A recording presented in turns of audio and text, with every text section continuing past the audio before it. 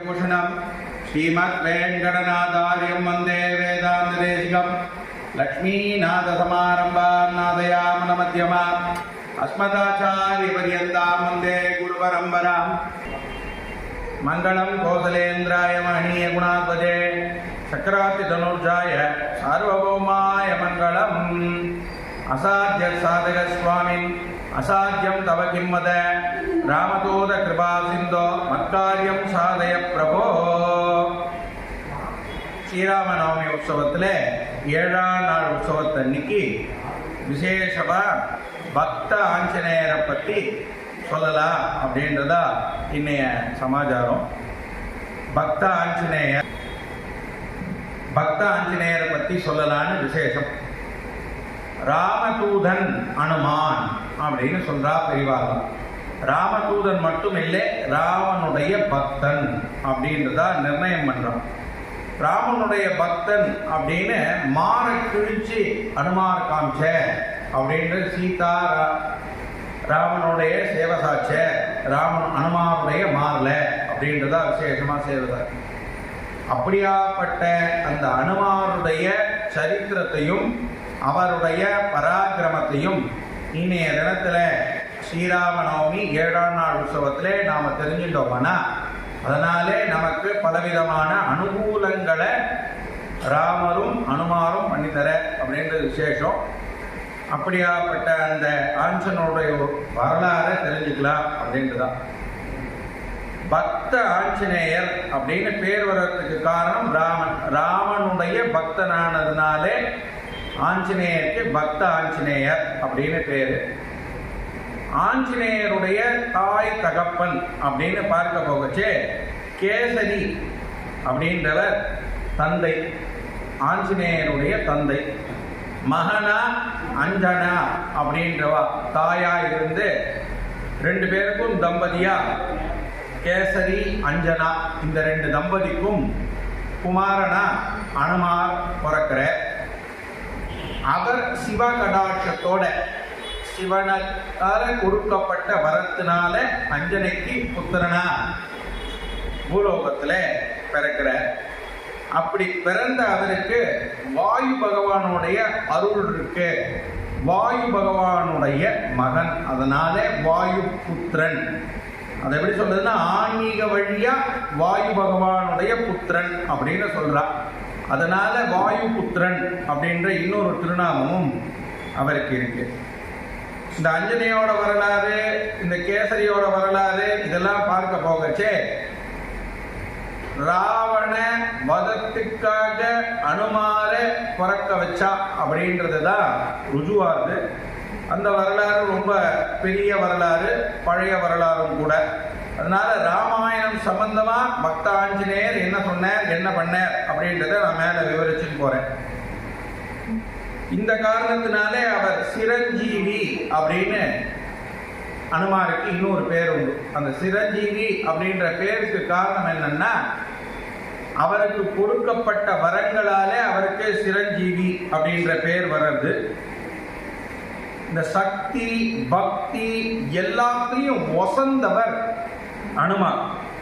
ரொம்ப பக்தியிலையும் அவரை மாதிரி யார் பக்தி செலுத்த முடியாது அப்படின்றதாகவும், சக்தியில அதாவது பராக்கிரமத்திலையும் அவரை மாதிரி யாரும் மற்றவாலாம் பண்ண முடியாது அப்படின்ற தோரணையிலையும் ஆஞ்சநேயர் எல்லா விதமான கடாட்சங்களையும் காட்சிகளையும் ராமாயணத்தின் மூலமா நமக்கு விளக்கியிருக்க. அவ்வளோ விசேஷமான சமாச்சாரம் பண்ணி காமிச்சிருக்க ராமாயணத்துல சரித்திரத்தோட. அனுமான் அப்படின்னு ஒரு பேர் உண்டு அவருக்கு. அந்த ஹனுமான்னு பேர் வர்றதுக்கு காரணம் அணு அப்படின்னா தடையில்லாதவன் அப்படின்னு சமஸ்கிருதத்துல அர்த்தமா இருக்கு. மண் அப்படின்னா பெரியவர் அப்படின்னு அர்த்தமா இருக்கு. அனுமன் தடையில்லாத பெரிய சுரூபத்தை எடுக்கக்கூடியவர் அப்படின்னு சொல்லி நிற்கிறார். நாம இந்த ஆஞ்சநேயரோட சரித்திரத்தை ராமாயணத்தை ஒட்டி பார்க்கிறோம் அப்படின்றதுனால முக்கியமாக கவனிக்க வேண்டியது என்னன்னா, அனுமார் தன்னுடைய சிறு வயதிலேயே பராக்கிரமத்திலையும் வீரத்திலையும் தீரத்திலையும் சிறந்து விளங்கினார். அப்படி ஒரு சமயத்திலே நள்ளிரவில் அவருக்கு ஏற்பட்ட பசியை பொறுத்துக்க முடியாம அங்க இங்க அலைஞ்சி எல்லா விதமான பழ காய்கறிகளும் உண்டுருக்கிறார். அப்போ சூரிய பகவான் பழம் மாதிரி செந்நிறத்துல மலைக்கு நடுவுலேருந்து மேலேறும் போது அது பழமாக்கும்னு நினைச்சிட்டு அதை எதிரி குடிக்கிறதுக்கு போயிட்டாராம் ஹனுமான். அப்படி அவர் குடிக்க போகச்சே இந்திரன் இதை எப்படியாவது தடுத்து நிறுத்தினோம். ஹனுமானுக்கு தடை இல்லை. ஒருவேளை சூரிய பகவானை தடுத்து நிறுத்திட்டாரானா, சூரிய பகவானை பழம்னு நினைச்சு குடிச்சிட்டாரானா, அதுக்கப்புறமா எல்லா விதமான இயற்கையில இருக்கிறதெல்லாம் மாறுபட்டு போயிடும்ன்றதுக்காக இந்திரன் குறுக்கிட்டு தன் கையில இருக்க வஜ்ராயுதத்தினால அனுமானுடைய தாடையில அடிச்சிட்டார். ஏற்கனவே சொன்னேன் நானு, அனுமானுடைய உருவமே விசேஷம். அது எப்படி இருக்கும்னா தாடை பெரியதாகவும் முகம் சுருங்கியும் இருக்கிறதுனாலதான் அவருக்கு அனுமன் அப்படின்ற பேர் இருக்கு அப்படின்றதா தெரியப்பட்டினேன். அத்தோடு மட்டும் இல்லாம இந்த வஜ்ராயுதத்தினால அடி வாங்கினதுனால தாடை அடிபட்டதுனால மூர்ச்சையாயிட்டதுனால ஆன்மீக தகப்பனாரான வாயு பகவான் தன்னுடைய மடியில அனுமார வச்சுட்டு தன் குழந்தைக்கு இப்படி ஆயிடுத்தே அப்படின்னு கஷ்டப்பட்டதுனால செத்த நேரம் பூமியில வாயுவோட சஞ்சலமே இல்லாம போயிட்டான்.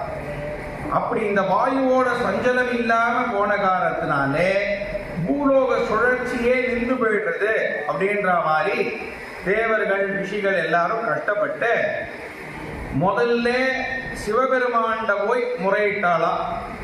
இந்த மாதிரி ஆஞ்சநேயருக்கு ஹனுமாருக்கு இந்திரனால அடிக்கப்பட்ட வஜ்ராயுதத்தினால மூர்ச்சையாயிட்ட, அதனால பூலோகத்துல வாயு பகவான் தன்னுடைய செயல்களை நிறுத்திட்ட.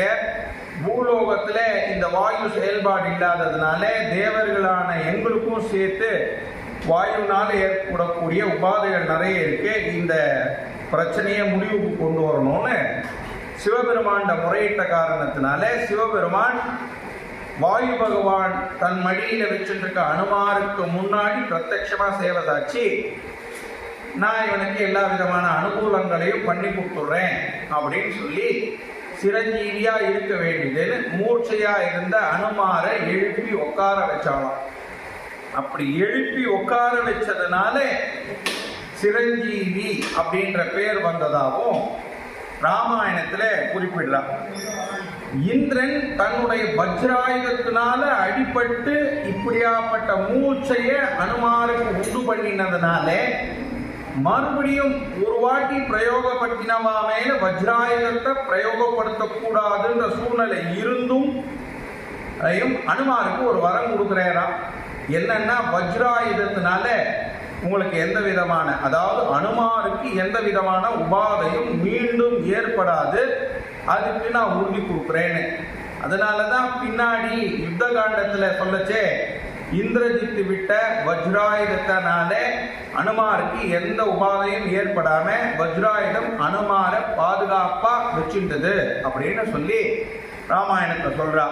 அவ்வளோ விசேஷமான அந்த வஜ்ராயுதத்தினால அடிக்கப்பட்டு சிரஞ்சீவின்னு பேரெடுத்த பக்த ஆஞ்சநேயர்னால ராமாயணத்துல ஏற்படக்கூடிய சில விளைவுகள்ல தொடர்ந்து அவர் வரமா அந்த சிறு பொழுதிலேயே சின்ன பிராயத்திலேயே அனுமார் வாங்கிட்டேறான். அதுல தேவர்கள் கிட்ட இருந்து என்ன வரம் வாங்கிட்ட அப்படின்றதெல்லாம் வருஷப்பட்டுட்டே வரான். இந்திரனால இப்பதான் சொன்னேன் வஜ்ராயுதத்தினால மீண்டும் உனக்கு எந்த துன்பமும் வராதுன்னு வரம் கொடுத்துட்டே.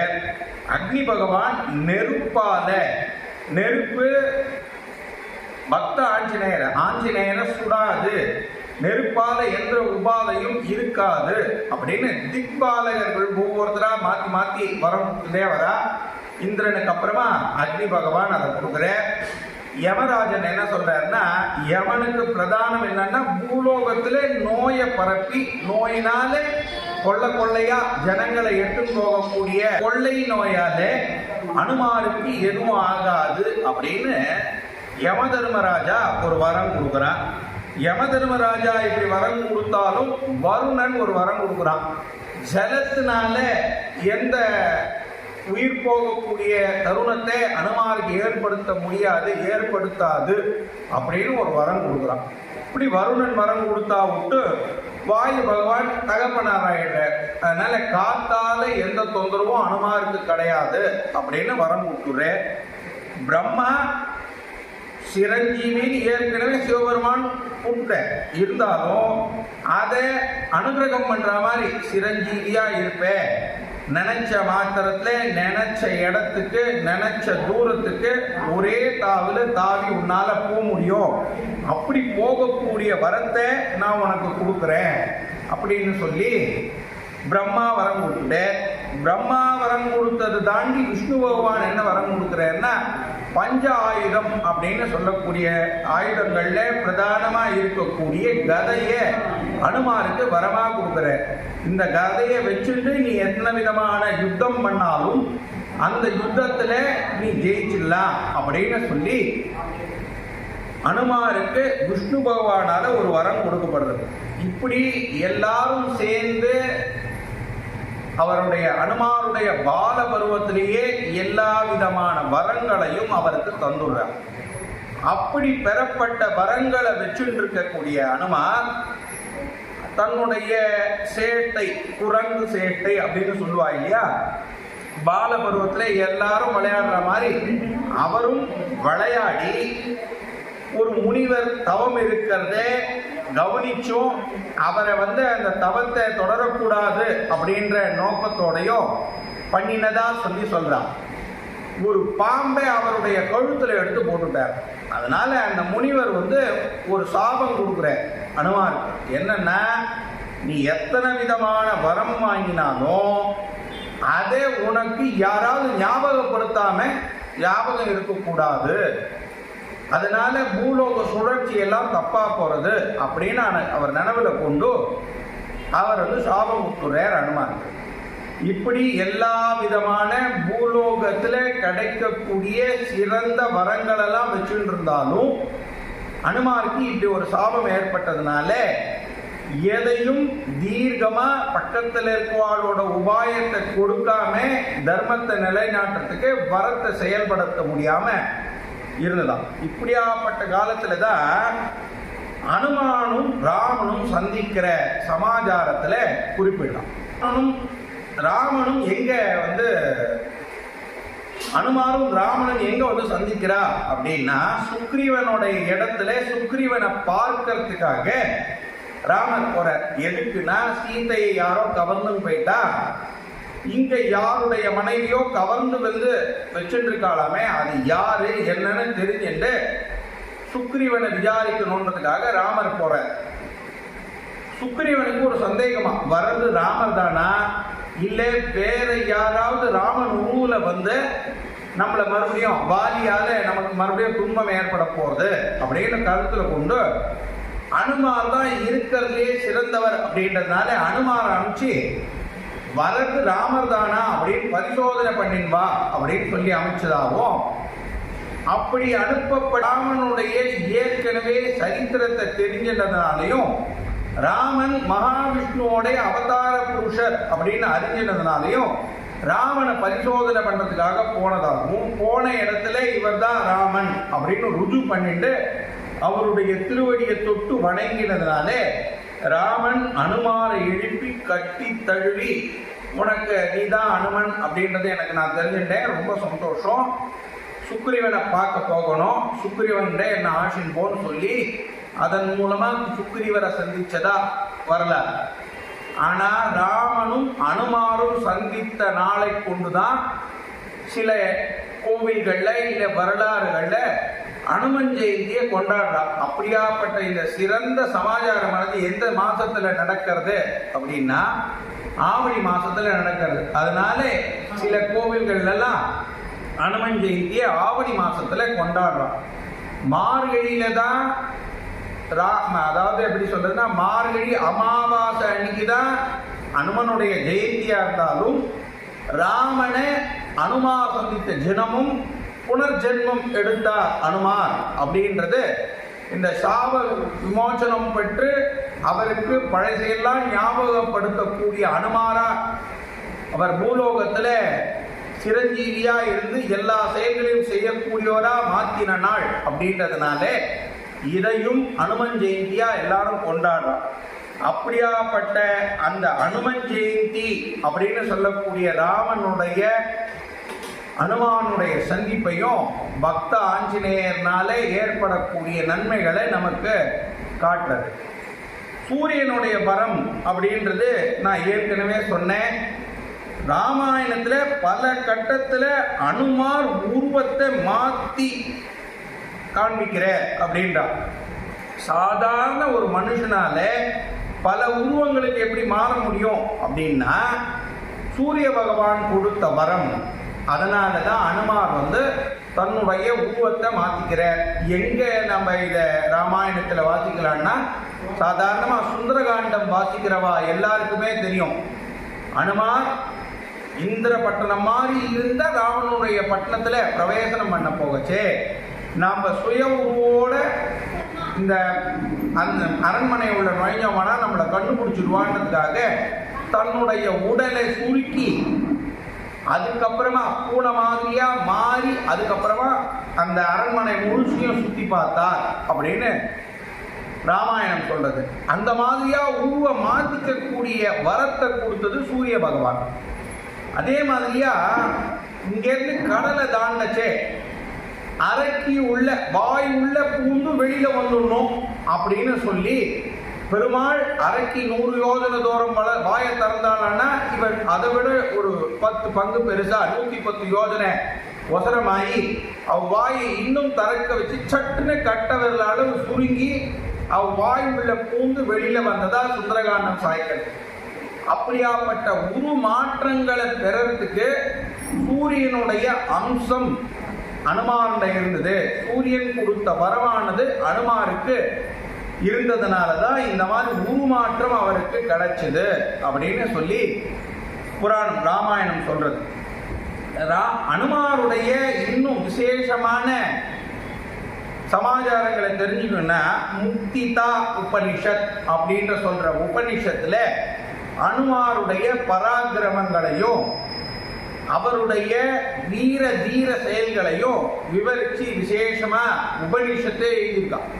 அந்த உபனிஷத்துல அனுமார் ராமனுக்காக என்ன காரியம் செஞ்சார், அந்த காரியத்துல அனுமாருடைய பராக்கிரமம் வீரம், அவர் என்ன காரணத்தை முன்னிட்டு பண்ணாலும் அது ஜெயிக்கக்கூடிய சமாச்சாரமா இருந்தது அப்படின்றதே ஒவ்வொரு இதையும் ருஜு பண்ணிட்டே வரா. அப்படியாப்பட்ட அந்த உபநிஷத்திலேருந்து நாம தெரிஞ்சிக்க வேண்டியது என்னன்னா ராமன் காரணத்தை பிரயத்தனப்பட்டு அனுமார் செயல்பட்டதுனால்தான் அவருக்கு ஜெயம். இருந்தாலும் ராமன் இவருக்கு இப்படியாப்பட்ட வரம் இருக்கு அதனால இதை பிரயோகப்படுத்தணும்னு அப்பப்ப அனுமாருக்கு ஞாபகப்படுத்தி அதை பண்ண சொன்னதுனாலதான் ஜெயிக்க முடிஞ்சது அப்படின்னு ராமாயண கட்டத்திலேயே விவரிச்சு வர இந்த மாதிரி சமாச்சாரங்களை. அனுமாரை விட சிறந்த உடல் அழகு, உடல் கட்டுமஸ்தான உடல்னு சொல்றா இல்லையா, அந்த மாதிரி இன்னும் பூலோகத்துல யாரும் வரலையாம். அதனாலதான் பிரம்மச்சரிய விரதம் மேற்கொள்றவா எல்லாரும் அனுமார் மாதிரி தன்னுடைய உடலை சரீரத்தை கட்டுமஸ்தா அழகா வச்சுக்கணும்னு பிரயத்தனம் பண்றாலும். அனுமார் மாதிரியா புத்தி கூர்மையான செயல்கள்ல ஈடுபடுறவா இன்னும் பூலோகத்துல பிறக்கலையா. அனுமார் மாதிரியா கத்துண்டவா செல்வங்கள் நிறைந்த கல்வி செல்வம்னு சொல்ற செல்வம் நிறைந்த மனுஷா யாரும் இல்லை. இப்படியாப்பட்ட அனுமாரை நாம மட்டும், அதாவது வைஷ்ணவர்கள் மட்டும் கொண்டாடாம சிவன் சம்பிரதாயத்தில் இருக்க கோவில்களையும் அனுமாரை விசேஷமா கொண்டாடுறான்.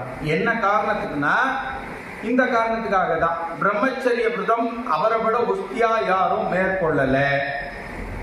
அவரை மாதிரியா புத்தி கூர்மையானவர் யாரும் இல்லை. அவரை விட உஸ்தியா எந்த செயலையும் செய்யறதுக்கு யாரும் இல்லை. நினைச்ச காரியத்தை முடிச்சுட்டு தான் திரும்பணும் அப்படின்ற வரம் இருக்கிறதுனால ராமனுடைய காரியத்துக்காக மட்டுமே அதை உபயோகப்படுத்தினார். தன்னுடைய சுய லாபத்துக்காக எந்த இடத்துலையும் இந்த காரியத்தை முடிக்கணும்னு அவர் பிரயத்தனப்பட்டதே இல்லையா. அப்படியாப்பட்ட விசேஷமான அனுமாருடைய சரித்திரம் இன்னைக்கு நம்ம பார்த்துருவோம். இந்த விஸ்வகர்மா அதே மாதிரியா விஸ்வகர்மா வந்து ஒரு வரம் கொடுக்குற. என்னன்னா அந்த யுத்த காண்டத்துல பார்க்க போச்சு எந்த விதமான அஸ்திரமோ பானமோ அனுமாரை வந்து ஒண்ணுமே பண்ணதில்லை. ஏன் அப்படின்னா விஸ்வகர்மா ஒரு வரம் கொடுத்தார்.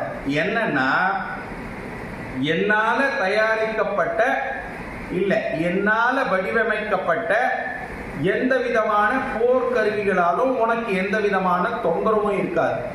இல்லை பண்ணி முடிச்சது தானே இனிமே பண்ண போகக்கூடிய எல்லா விதமான ஆயுதங்களாலையும் உனக்கு எந்த தொந்தரவும் இல்லைன்னு வரம் கொடுத்ததுனால அனுமாருக்கு இந்த வில்லாலேயோ அம்பாலேயோ எதனாலேயும் ஒரு துன்பம் ஏற்பட்டதே இல்லை அப்படின்னு சொல்றான். உதாரணத்தை நாம் எங்க இதுல பார்க்க போகிறோம் அப்படின்னா லக்ஷ்மணன் மூர்ச்சை ஆயிட்ட.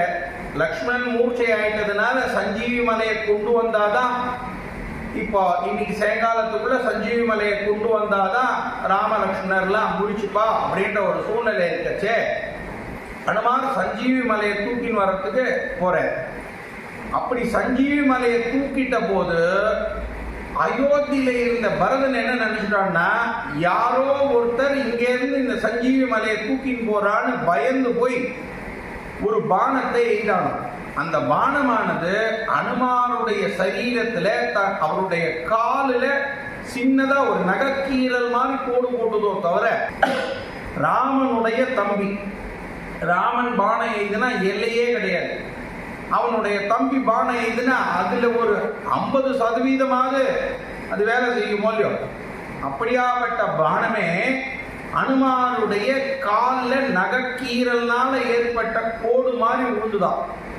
இப்படி ஆயிட்டே நம்ம பானம் இந்த மாதிரி ஆகாதே பரதன் யோசனை பண்ணிக்கிறதுக்குள்ளேயுமே அனுமார் சஞ்சீவி மலையோட கீழே பரதனுக்கு சேவதாச்சு. இது மாதிரி ராமலட்சுமணர் மூர்ச்சை ஆயிட்டா இதுல இந்த மூலிகையை கொண்டு போய் இன்னைக்கு சாயங்காலத்துக்குள்ள நான் சேர்த்தாதான் இது சரியா போகும். அதனாலே நான் இந்த சஞ்சீவி மலையை எடுத்துன்னு போறேன் பரதன் கிட்ட சொல்லும் போது பரதன் மறுபடியும் சொல்றான் ஒரு அம்பை நான் விடுறேன். அந்த அம்பு மேல நீங்க உட்காண்டீங்களான்னா நீங்க போறதை விட அம்பு வேகமா போகும். அதனாலே நீங்க இலக்கிக்கு வேகமா போயிடலாம் அப்படின்னு சொல்லும் போது எனக்கு இப்படியாப்பட்ட ஒரு வரம் இருக்கு. விஸ்வகர்மா கொடுத்த வரம் இருக்கு. ஆயுதம் எதுவும் எனக்கு உபயோகப்படாது, ஆயுதத்தினால எந்த துன்பமும் எனக்கு ஏற்படாது அப்படின்ற அந்த வரத்தை ஞாபகப்படுத்தினானாம் பரதன். அதனால ஆஞ்சநேயர் பரதன் விட்ட பானத்துல போகாம தன்னுடைய சுயமூர்ச்சையால பராக்கிரமத்தை காட்சி இமயமலையிலேருந்து நேரா லங்கைக்கு போய் இறங்கினார். இங்க ராமேஸ்வரத்திலேருந்து லங்கைக்கு போறதுன்றது பெரிய சாதுரியம் இல்லை. ஆனா இமயமலையிலேருந்து சஞ்சீவி மலையை தூக்கிண்டு லங்கைக்கு போறதுன்றது அது மாதிரி 100 மடங்கு பெருசு. அந்த 100 மடங்கு தூரத்தையும் தாண்டி போனார் அப்படின்னு ராமாயணம் மறுபடியும் ஒரு வாட்டி ருஜு பண்ணது. அதனால எடுத்த காரியத்தை முடிக்கக்கூடிய வல்லமை கொண்ட பக்த ஆஞ்சநேயர் ராமனுடைய சரித்திரத்திலே அதாவது ராமாயணத்துல முக்கிய பங்கு வகிக்கிறார். ராமன் அப்படின்னு எடுத்துட்டோம்னா ராமனுக்கு சிறந்த பக்தன் சிறந்த அடியவன் யாரும் இல்லை அப்படின்றதுனால அவருக்கு சிறிய திருவடி அப்படின்னு பேர் கொடுத்து இன்னைக்கு இருக்கக்கூடிய வைணவ தலங்களில் எல்லாம் முதல்ல நீங்க உள்ள போன உடனே பக்த ஆஞ்சநேயரையோ இல்ல ஆஞ்சநேயரையோ சேவிக்கிற மாதிரியாதான் சேவை சாய்ச்சிருக்க பக்த ஆஞ்சநேயர். அது மட்டும் இல்லாம நான் முதல்ல சொன்ன மாதிரி பிரம்மச்சரிய விரதங்கள் மேற்கொள்றவா இல்லே ஆண்கள் தன்னுடைய சரீர வலிமையை மேம்படுத்திக்கணும்ன்றவா எல்லாரும் ஆஞ்சநேயரை வழிபட்டு ஆஞ்சநேயர் மூலமா எல்லா காரியத்தையும் சாதிச்சுக்கிறா அப்படின்னு. பக்தர்கள் பொதுவா ஆஞ்சநேயருடைய பக்தர்கள் இந்திராதி தேவர்கள் எல்லாரும் அவருக்கு வரம் கொடுத்ததுனால நவகிரகங்களால ஏற்படக்கூடிய உபதிரவங்கள் போயிடும் அப்படின்றதுனால நவகிரகத்தால எந்த தொந்தரவும் எனக்கு ஏற்படக்கூடாது அப்படின்றதுக்காக அனுமார்கிட்ட பிரார்த்தனை பண்ணிக்கிறான். என்னன்னா நவகிரகத்தால இந்திராதி தேவதைகளால எங்களுக்கு எந்த தொந்தரவும் ஏற்படக்கூடாது, நீங்க எங்களுக்கு பக்கபலமா இருந்து நீங்க வாங்கின வரத்தின் மூலமா பூலோக மக்களையும் ரட்சிக்கணும்னு இன்னைய பரியந்தம் பக்த ஆஞ்சநேயர்கிட்ட பிரார்த்தனை பண்ணிட்டே இருக்கான். இதையெல்லாம் விட்டுருவோம். ஒரு ஆஞ்சநேயரானவர் ராமருடைய வரலாறு நடந்த காலம் எங்க இருக்கு, மகாபாரதம் நடந்த காலம் எங்க இருக்கு? அவருக்கு சிவனால கொடுக்கப்பட்ட, பிரம்மாவினால கொடுக்கப்பட்ட சிரஞ்சீவி அப்படின்ற பட்டத்தினாலேயே அவர் பூலோகத்தை விட்டு விண்ணுலகத்துக்கு போகாம பூலோகத்துல ராமகைங்கரியம் பண்ணியே மகாபாரதம் வரைக்கும் இருந்து, மகாபாரத போர்ல அர்ஜுனனால கேட்கப்பட்டு, தர்மனால கேட்கப்பட்டு, கண்ணனால உத்தரவு கொடுக்கப்பட்டும் போர்ல ராவணன் தவிர மற்றவா யாருக்கும் நான் கைங்கரியம் பண்ண மாட்டேன், ராமனுக்கு மட்டுமே போர் உதவிகள் பண்ணுவேன்னு சொல்லி மகாபாரதத்துல தேர்ல அனுமந்த கொடியாய் இருந்து அதன் மூலமா பூலோகத்துல தன்னுடைய பராக்கிரமத்திலே மகாபாரதத்துல மறுபடியும் நிலைநாட்டினார். அந்த சிரஞ்சீவி அப்படின்ற அந்த வார்த்தைக்காக மறுபடியும் மகாபாரதத்துல எல்லா காரியங்களையும் அவர் பண்ணி காமிச்சார் அப்படின்றது நமக்கு தெரிய வருது. அப்படியாப்பட்ட இந்த சிறந்த பக்தனான அனுமார் ராமருடைய சரித்திரத்துல ஒரு வேளை இல்லாம போனா ராமன் ரொம்ப கஷ்டப்பட்டிருப்பார் அப்படின்னு பெரியவாலாம் தொடர்ந்து சாட்சியிலே வர. அப்படியாப்பட்ட இந்த ராமனுடைய சரித்திரத்துல அனுமாரை நாம வேண்டி விரும்பி பிரார்த்தனை பண்ணி ராமனுடைய சரித்திரத்துல எங்களையும் ஈடுபடுத்தி வைக்கணும்னு தான் எல்லாரும் பிரார்த்தனை பண்ணிக்கணும். ஏன்னு கேட்டீங்களான்னா, ஒருத்தர் ராமாயணம் சொல்ற இல்ல ராமாயணம் வாசிக்கிற, அவர் வாசிக்கிற அப்படின்ன உடனே ராமனுடைய சரித்திரம் கேட்கறது அப்படின்னாலே பக்கத்துல வந்து அனுமார் உட்காந்துடுவார். பக்கத்துல உட்கார்ந்த அனுமார் ராமனுடைய சரித்திரத்தை சொல்லும் போது ஆழ்ந்து மறுபடியும் இன்னைக்குதான் புதுசா கேட்கிற மாதிரி அனுபவிச்சு, அந்த அனுபவிக்கிறது மட்டும் இல்லாம சொல்றவாளுக்கும் கேட்கிறவாளுக்கும் ராமனுடைய சரித்திரத்தை கேட்கிறார் இவர், ராமனுடைய சரித்திரத்தை சொல்றார் இவர் அவர் அப்படின்றதுக்காக எந்தவித தொந்தரவையும் அவளுக்கு வேற இந்திராதி தேவர்களாலேயோ இல்ல நவகிரகங்களாலேயோ எந்த உபதிரவும் வரக்கூடாது, கேட்டு முடிக்கிற வரைக்கும் சௌக்கியமா இருக்கணும் அப்படின்றதா பக்கத்திலேயே உட்கார்ந்துருப்பேன் அப்படின்னு சொல்லி சரித்திரங்கள்லாம் சொல்லின்னு வருது. அப்படியாப்பட்ட விசேஷமான இந்த பக்த அனுமாரை பத்தி இன்றைய தினம் ஸ்ரீராமநவமி உற்சவத்துல, 7ஆம் திருநாள் உற்சவத்துல, ராமனுடைய அவதார உற்சவத்துல அடியனுக்கு சொல்றதுக்கு கொஞ்சம் பாக்கியம் கிடைச்சது. அப்படியாப்பட்ட இந்த அனுமானுடைய சரித்திரத்தை நாம தெரிஞ்சின்றதன் மூலமா ராமனுடைய சரித்திரத்துல அனுமார் எவ்வளவு தூரம் ராமனுக்கு பக்தனாய் இருந்து உதவி பண்ணினார் அப்படின்றது தெரிய வருது. அப்படியாப்பட்ட அந்த அனுமார் நாம தெய்வமா வச்சிருந்து போற்றக்கூடிய அனுமார்கிட்ட நமக்கு ஏற்படக்கூடிய உபாதைகளை சொல்லி அதன் மூலமா ராமனுடைய கைங்கரியத்திலே நாமளும் ஈடுபட்டு ஸ்ரீராம ஜெயம் அப்படின்ற அந்த வாசகத்தை சொல்றதன் மூலமாவோ இல்லை எழுதி அவர்கிட்ட சமர்ப்பிக்கிறதன் மூலமாவோ ராமனுடைய அனுகிரகத்தையும் அனுமார் மூலமா வாங்கிக்கலாம் அப்படின்றதா சொல்லி முடிச்சுக்கிறேன். ரொம்ப சந்தோஷம். கவிதார்க்கிக சிம்மாய கல்யாண குணசாலினே ஸ்ரீமதே வெங்கடேசாய வேதாந்த குரவே நமஹ.